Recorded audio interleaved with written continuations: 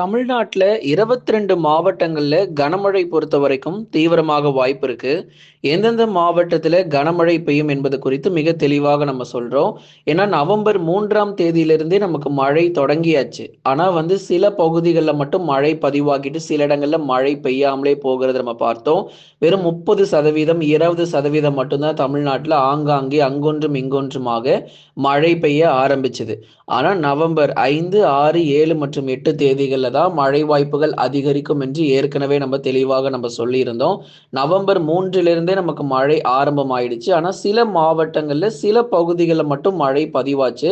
நம்ம சேனல் ஸ்கிரீன்ல பாத்தீங்கன்னா உங்களுக்கு எத்தனை சென்டிமீட்டர் மழை பதிவாச்சுங்கிறத நேற்றைக்கும் நம்ம போட்டிருந்தோம். அதற்கு முந்தைய நாட்களும் மழை எங்கெல்லாம் பதிவாச்சு அப்படிங்கிற தகவலையும் நம்ம போட்டிருந்தோம். நீங்க பார்க்கலன்னா அதை போய் பாருங்க. ஏன்னா அதிலே நம்ம தெளிவா போட்டுக்கிறோம் எந்தெந்த மாவட்டங்கள்ல எத்தனை சென்டிமீட்டர் மழை பதிவாயிருக்குன்னு.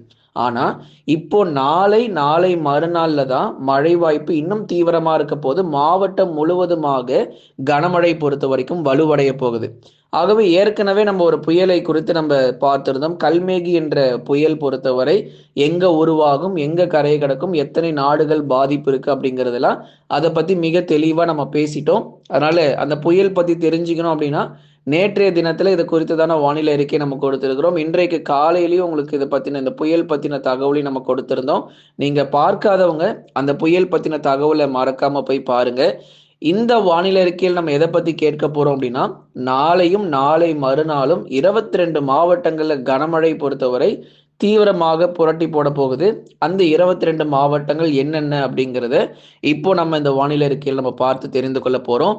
நீங்க மறக்காம ஒரு லைக் பண்ணுங்க. எந்தெந்த மாவட்டங்கள்ல மழை வரும் அப்படிங்கிறத நம்ம தெளிவுபடுத்தி சொல்லியிருக்கிறோம்.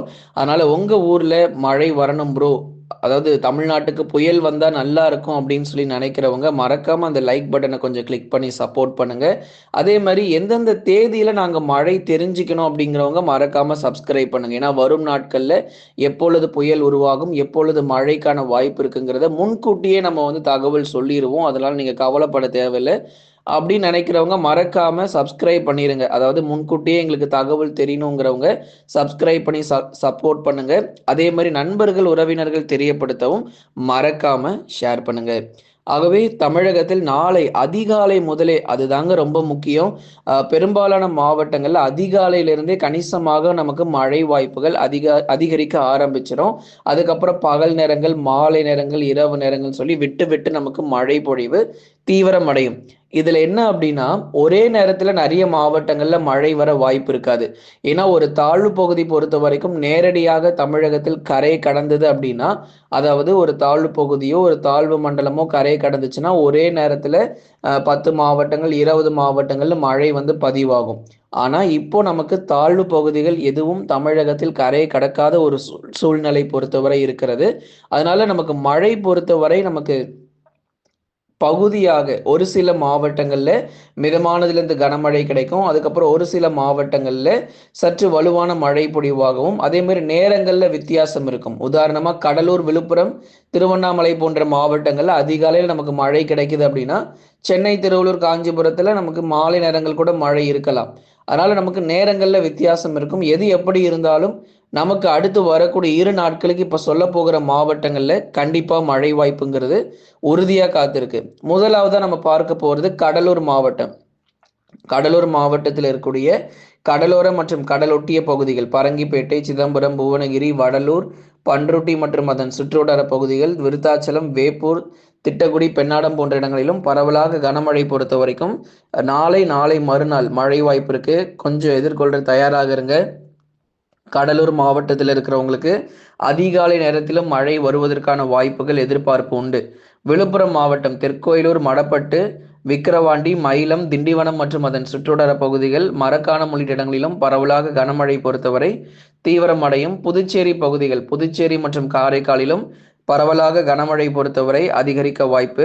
அடுத்து வரும் 2 முதல் 3 தினங்களுக்கு இந்த மாவட்டங்கள்ல கொஞ்சம் எச்சரிக்கையா இருக்கணும். இப்ப சொல்ல போற இடங்கள் திருவண்ணாமலை மாவட்டம், குறிப்பா வடக்கு பகுதி, திருவண்ணாமலையினுடைய வடக்கு பகுதி செங்கம், ஆரணி, சேத்பட்டு, வந்தவாசி போன்ற இடங்கள் இங்கெல்லாம் நமக்கு பரவலா மழை வாய்ப்பு மறுபடியும் கணிசமா அதிகரிக்க போகுது. திருவண்ணாமலை மாவட்டத்தினுடைய வடக்கு பகுதி. இதெல்லாம் வந்து வெள்ளப்பெருக்கோ அல்லது வந்து அதி கனமழையோ, அதீத கனமழையோ, இல்ல ஊரே வந்து அப்படியே அழிஞ்சு போற மாரி மழை அந்த மாரிலாம் எதுவும் கிடையாது. மிதமானதுலேருந்து கனமழை அவ்வளோதான். ரொம்ப பெரும் மழைய வந்து நீங்க அதிகமா எதிர்பார்க்க கூடாது அப்படிங்கிறதையும் நம்ம தெளிவுபடுத்திடுறோம். ஓரளவு மிதமானதிலிருந்து கனமழையாக எதிர்பார்த்தால் போதுமானதாக இருக்கும். விட்டு விட்டு கனமழை இருக்கும். ஒரு 1/2 மணி நேரத்திலிருந்து 1 மணி நேரம் வரைக்கும் நல்ல மழை கிடைக்கும். அப்புறம் மறுபடியும் மழை ஓய்வு கொடுக்கும். மீண்டுமாக மாலை நேரத்திலோ அல்லது இரவு நேரத்திலோ பரவலாக மழை பெய்யும். மீண்டும் ஓய்வு கொடுக்கும். அவ்வளவுதானே தவிர, நாள் முழுவதும் கனமழைலாம் நீங்க எதிர்பார்த்தீங்கன்னா, அதற்கு நாங்கள் பொறுப்பல்ல. ஆகவே 1 மணி நேரத்திலிருந்து 1 1/2 மணி நேரம் வரைக்கும் அதிகபட்சமாக மழை எதிர்பாருங்க. நல்ல மழை கிடைக்கும். பரவலாக நல்ல ஒரு மழைக்கான வாய்ப்பு இருக்கும். திருப்பத்தூர் மாவட்டம் ஜோலார்பேட்டை, அந்த வாணியம்பாடி இது போன்ற இடங்கள்ல பரவலாக கனமழை பொறுத்தவரை ஒன்று அதிகாலை நேரங்கள் அப்படி இல்லைன்னா காலை நேரங்களிலும் மழை வாய்ப்புகள் உண்டு. சில நேரங்கள்ல மாலை அல்லது இரவு நேரத்திலும் வட தமிழக உள் மாவட்டத்தில் பரவலாக மழை வாய்ப்புகள் எதிர்பார்க்க முடியும். அடுத்ததாக மயிலாடுதுறை மாவட்டத்தில் இருக்கக்கூடிய பல்வேறு பகுதிகள், குறிப்பா சீர்காழி மற்றும் அதன் சுற்றுவட்டார பகுதிகள், தரங்கம்பாடி, நாகப்பட்டினம், வேளாங்கண்ணி, வேதாரண்யம் போன்ற இடங்கள் நாகை மாவட்டத்திலும் பரவலாக மழை பொழிவுகள் கணிசமாக அதிகரிக்கும். இதுல என்னன்னா, திருச்சி, அரியலூர், பெரம்பலூர் கூட நமக்கு மழை வர வாய்ப்பு இருக்கு. நாளையும் நாளை மறுநாளும் திருச்சி, பெரம்பலூர் மற்றும் அரியலூர் போன்ற மாவட்டங்களிலும் உறுதியாக கனமழை கிடைக்கும். தாத்தையாங்கர்பேட்டை, அதே மாதிரி லால்குடி போன்ற இடங்கள், திருச்சிராப்பள்ளி மாவட்டம் மணப்பாறை மற்றும் அதன் சுற்றுவட்டார பகுதிகள், ஸ்ரீரங்கம் உள்ளிட்ட இடங்களிலும் பரவலாக கனமழை பொறுத்தவரை இந்த சுற்றுவட்டார பகுதிகள் எல்லாமே நல்ல ஒரு மழை வாய்ப்பு இருக்கும். அரியலூர் மாவட்டத்தில் இருக்கக்கூடிய ஜெயங்கொண்டம் மற்றும் அதன் சுற்றுவட்டார பகுதிகள், பெரம்பலூர், லப்பை குடிக்காடு போன்ற இடங்களிலும் கனமழை பொறுத்தவரை அதிகரிக்க வாய்ப்பு. அரியலூர் மற்றும் பெரம்பலூர் இந்த 2 பகுதிகளிலும் விட்டு விட்டு பரவலாக மிதமான மழையும் ஏதேனும் சில இடங்களில் கனமழையுமாக எதிர்பார்க்க முடியும். ஒரு குறுகிய நேரம் மழை பொழிவு தான், ரொம்ப நேரம் கூட கிடையாது. ஒரு குறுகிய நேரம் மழை பொழிவாக தான் இங்க வந்து நமக்கு வந்து பதிவாகும். கொஞ்ச நேரம் மட்டும் மழை பதிவாகி ஓய்வு கொடுக்கும்.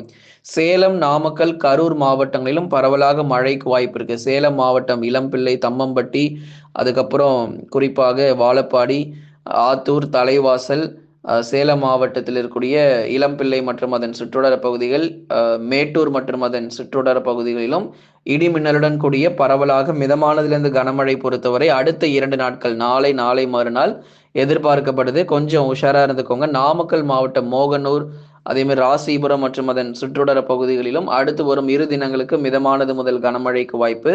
கரூர் மாவட்டம் பஞ்சப்பட்டி உள்ளிட்ட இடங்களிலும் பரவலாக மழை பொழிவுகள் கணிசமாக நமக்கு வந்து தீவிரமடையும். திருப்பூர் மற்றும் ஈரோடு மாவட்டத்திலும் மிதமானதிலிருந்து கனமழைக்கான வாய்ப்பு இருக்கு. திருப்பூர் மாவட்டத்தில் பெரும்பாலான பகுதிகள் அடுத்து வரக்கூடிய 2 முதல் 3 நாட்களுக்கு கணிசமாக வட தமிழக உள் மாவட்டங்களிலும் ஆங்காங்கே பரவலாக மழை வாய்ப்புகள் அதிகரிக்கக்கூடும். புதுக்கோட்டை மாவட்டத்தில் அறந்தாங்கி, பொன்னமராவதி மற்றும் அதன் சுற்றுவட்டார பகுதிகள், அதைத் தொடர்ந்து புதுக்கோட்டை மாவட்டத்தில் இருக்கக்கூடிய கடலோர பகுதிகளிலும் இலுப்பூர் போன்ற இடங்களிலும் நல்ல ஒரு மழை தீவிரம் பொறுத்தவரை நிச்சயமாக அதிகரிக்கும். புதுக்கோட்டை மாவட்டத்திலும் கனமழை பொறுத்தவரை அதிகரிக்க வாய்ப்பு இருக்கு. ராமநாதபுரம் மாவட்டம் தொண்டி, முதுகலத்தூர், அதே போல ராமேஸ்வரம் மற்றும் அதன் சுற்றுவட்டார பகுதிகள், கீழக்கரை, நிறைய இடங்கள்ல ராமநாதபுரம் மாவட்டங்களிலும் பரவலாக கனமழை பொறுத்தவரை அதிகரிக்கும். இப்ப அறிவித்த இந்த கனமழை மாவட்டங்கள்ல சில மாவட்டத்தில் அதிகாலை நேரங்களில் நமக்கு மழை வாய்ப்பு ஆரம்பிக்கும். சில மாவட்டங்கள்ல மாலை இரவு நேரங்கள்ல மழை பெய்யும். நாளைய தினங்களில் மழை வராத மாவட்டங்களில் நாளை மறுநாள் கண்டிப்பாக மழை இருக்கும். எது எப்படி இருந்தாலும் இந்த 3 நாட்கள் மட்டும் கொஞ்சம் கவனமா இருந்துக்கோங்க. 5, 6 மற்றும் 7 தேதி வரைக்கும் கொஞ்சம் கவனமா இருந்துக்கோங்க. இந்த 3 நாட்கள் மட்டும்தான் நல்ல ஒரு தீவிர மழை வாய்ப்பாகும். 8ஆம் தேதி பகுதியாக மிதமான மழையாகவும் இருக்கும். 9ஆம் தேதியிலேருந்து என்னங்க ஆகும் அப்படின்னா, 9ஆம் தேதியிலிருந்து மறுபடியும் பழையபடி நமக்கு வெயில் இப்ப இருக்கு பாருங்க, இதே மாதிரியே பகல் நேரங்களில் வெயில் வர ஆரம்பிச்சிடும். அதுதான் 9ஆம் தேதி 10ஆம் தேதியெலாம் நடக்க ஆரம்பிச்சிடும். அதனால 8ஆம் தேதி வரைக்கும் கொஞ்சம் கவனமாக இருக்க வேண்டியது அவசியம். மழை வாய்ப்பு அடிக்கடி வந்து போகும். கையில மறக்காம கொடைய வச்சுக்கோங்க. அடுத்ததான் மிதமான மழை. என்னப்பா சென்னையை சொல்லாம போயிட்டீங்களா அப்படின்னு சொல்லி நிறைய பேர் இன்னும் யோசிச்சுட்டே இருக்காங்க. இன்னும் சென்னை வரவே இல்லை அப்படின்னு.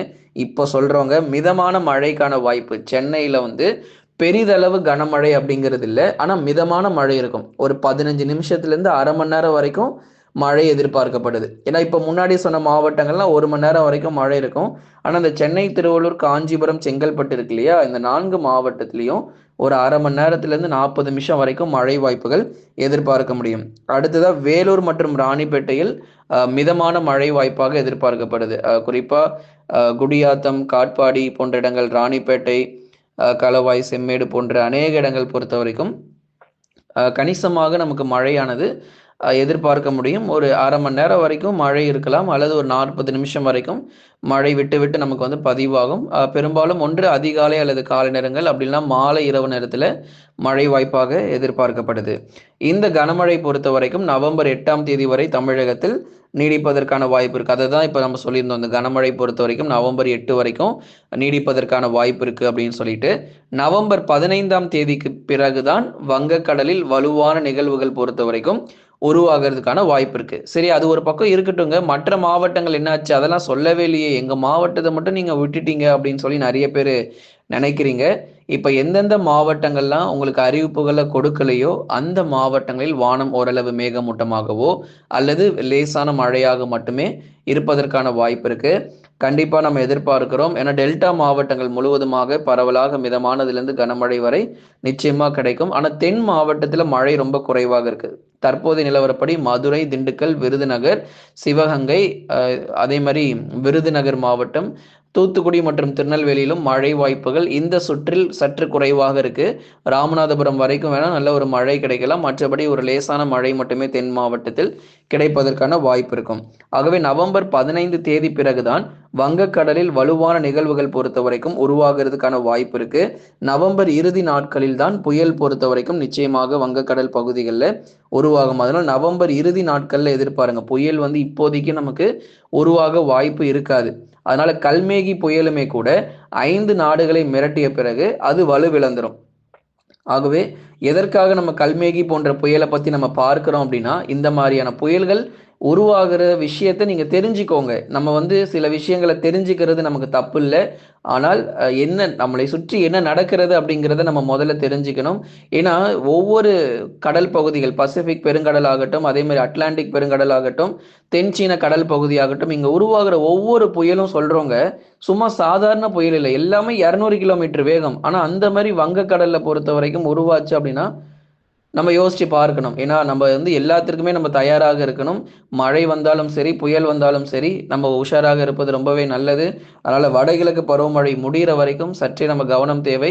மழை இல்லை, வடகிழக்கு பருவமழை முடிஞ்ச மாதிரி இருக்கு, அப்படிதாங்க இருக்கும்.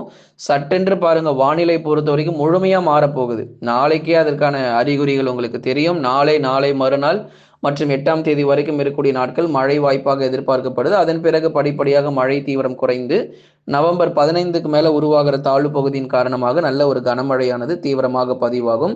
ஆகவே நீங்க ரெடியா இருங்க.